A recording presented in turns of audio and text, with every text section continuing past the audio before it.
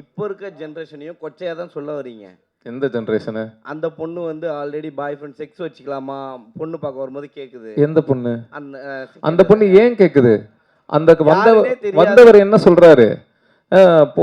பொண்ணுங்களுக்கெல்லாம் முடி வளர்க்க தான் தெரியும், முடிவெடுக்க எங்க தெரியும் அப்படின்னு கேட்குறாரு.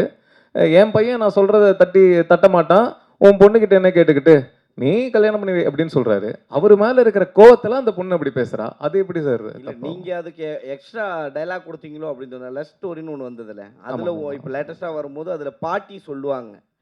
பாட்டி போய் நீ இது பண்ணு அப்படின்னு சொல்லுவாங்க.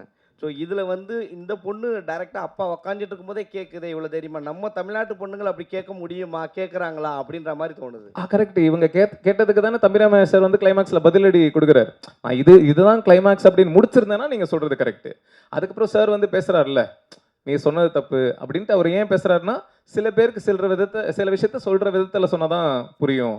அதுவே நீ தானமா சொன்ன அப்படின்ற மாதிரி சொல்கிறாருல்ல.